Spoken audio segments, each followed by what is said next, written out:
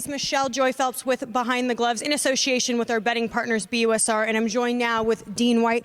Dean, it's good to see you again. Of course, it's always a pleasure to be on there.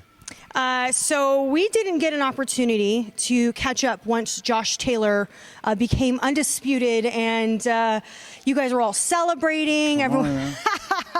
So we haven't been able to speak since then. So just sort of tell me about, even just from your own personal perspective, what it was like to witness history.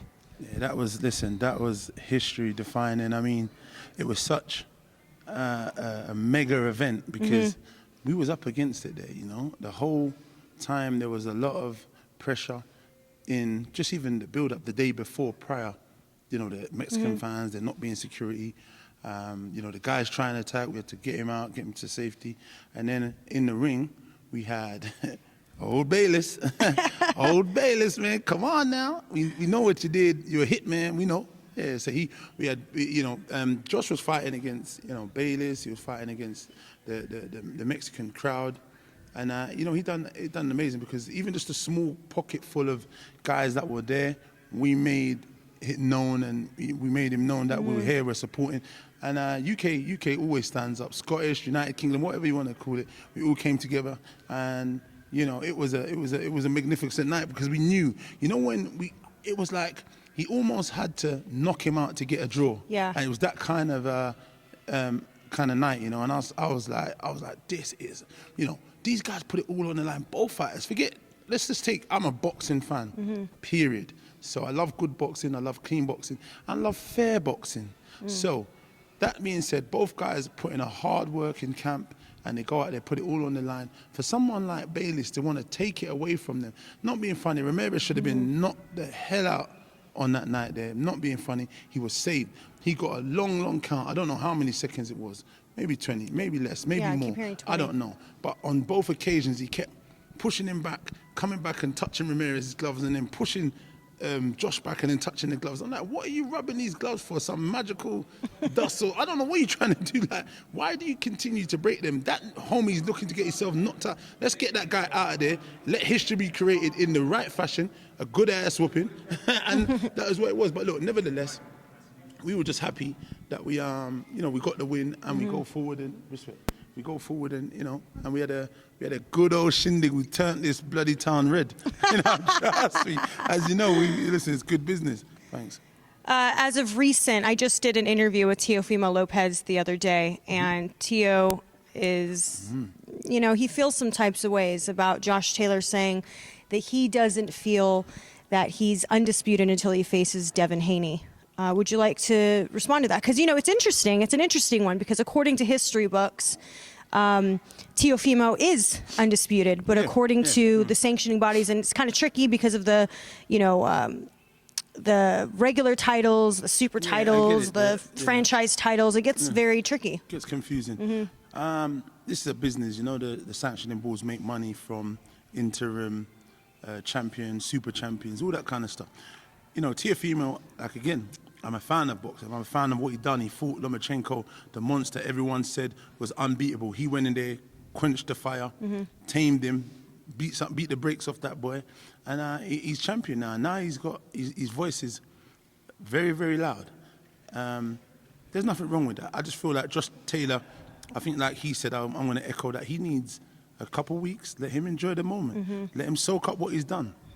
There's not many people from our shores, forget our shores, around the whole world that has done what Josh Taylor's done in the amount of fights he's done it in. What an amazing feat he's done. 18 fights to have done and destroyed the amount of undefeated opponents he has beaten is absolute a travesty that people ain't giving him the credit he deserves, actually, also. It's also a shame that it wasn't shown on any UK networks, and I find it just really interesting, with all due respect to the networks out there. Everyone's talking about it now, but there was no mention, really, of the fight happening prior.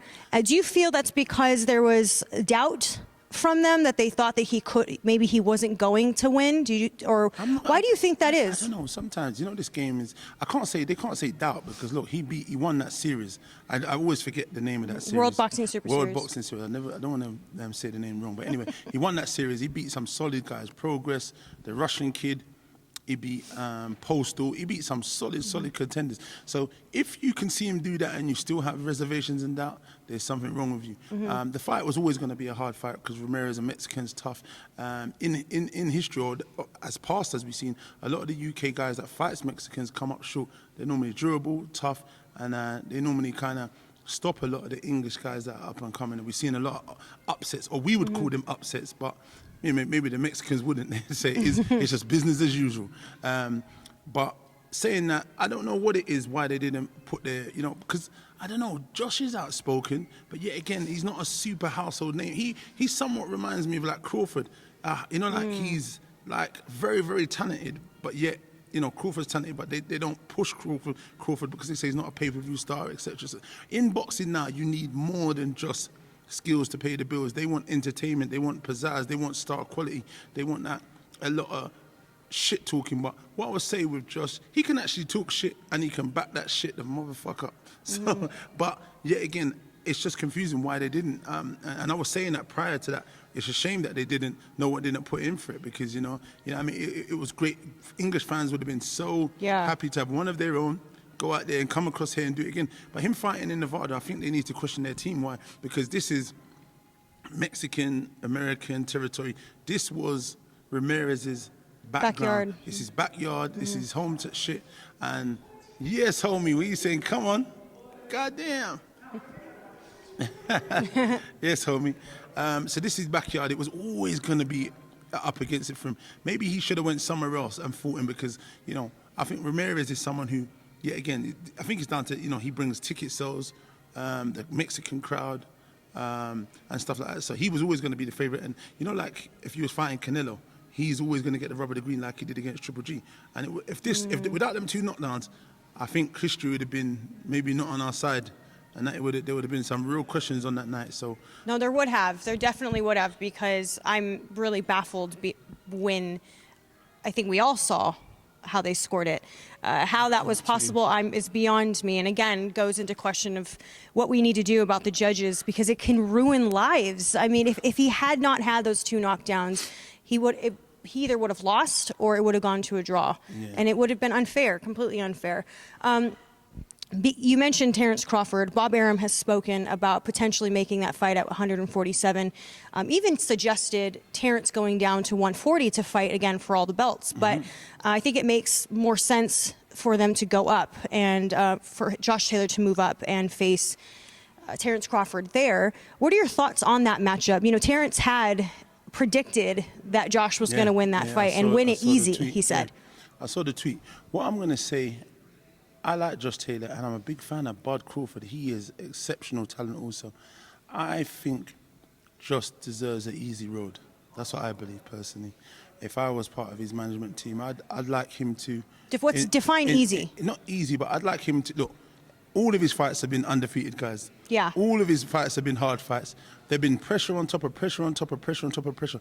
When does he get a chance to just see out certain guys and just say, let me look at the landscape and just not have an easy fight, but not have a fight where it's all on the line. Every time he fights, it's all on the line. He's probably the underdog all the time. I feel like he deserves to get paid, try and hold on to them belts as long as possible, and then look at fights down the line. So you would like him to stay at 140 and defend his titles I'd like to see him just keep kicking ass at 140. All that Teofimo Lopez stuff, I didn't even answer that because I just felt like Teofimo is wonderful. He's at that smaller weight. He does pack a punch, and he's great in his weight class and doing what he's doing. But, Josh is the man at his weight class. Let him concentrate. He's got a hard fight. Let him deal with that. And he's got to clean out his division before he starts talking about when he's come up to face big, badass Tornado. So I just feel like I just want, it's nothing to do with me. This is just me as a fan. I'd like to see him have a few fights where he just comes in, whoops ass, enjoys his moment, holds on to his belts for as long as possible, and then maybe down the line, he maybe next year even look at the landscape, 18 months, and look at it and say, well, if the money's right, then we'll look at maybe looking at that Bud Crawford thing, But sometimes you need to have that relaxed moment, if you get my meaning, where you get not a pushover, but you just don't want to be Well, we know he's gonna. We know he has a mandatory on Jack Catterall. If it wasn't for Jack stepping aside, we wouldn't have had the undisputed. So we know that Josh said that he plans to do the right thing and face him, because he did promise him that if I win, and I'm gonna give you your shot at the titles. So we know that that's more than likely to happen. But he did say it did entice him a bit that if he did get a shot at Terrence, he may vacate and move up. So I know that Bob's looking at them dollar signs, you know what I'm saying? Like and he also said that he wouldn't mind having it over in the UK. We know Josh has been wanting to have the fight over at the Edinburgh Castle. So that would be one hell of a experience. Yeah, listen, that would be amazing for the fans. It's career defining fight. It's a mega fight. Now he's going to go on, put on weight and do that. It's definitely interesting. Fans would love to see it, He's got to go one step at a time, I guess, because everyone's looking past. Catterall's there. He's got to fight. He's mandatory to get past that.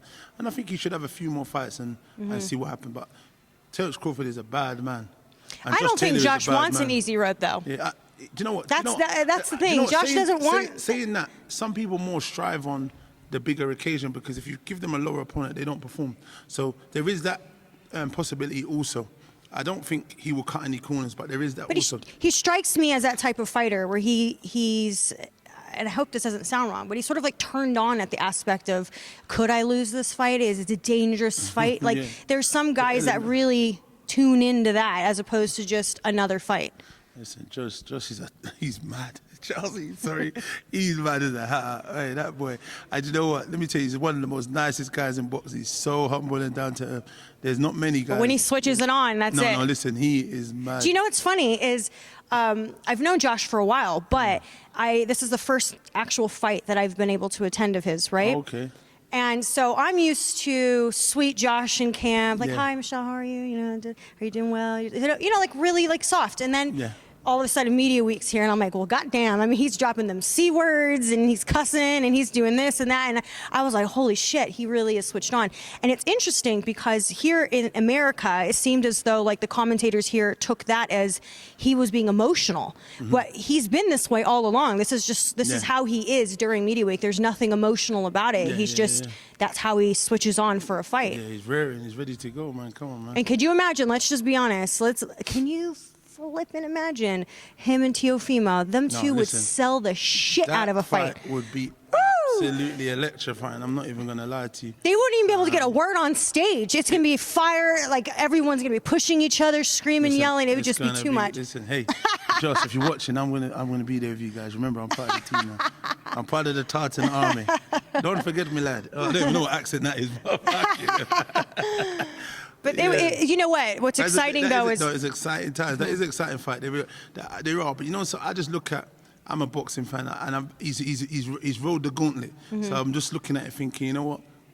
He's such a nice lad. I just want him to be here at the top, enjoying success and making as much money as he can for his family and his friends to do stuff. So that's how I look at things. Obviously, it's not always. It's just an opinion. It doesn't mean much. You know what I mean? But that's how I like him, and I want him to be at the top and reign supreme and do some good stuff, and he deserves it. Yeah.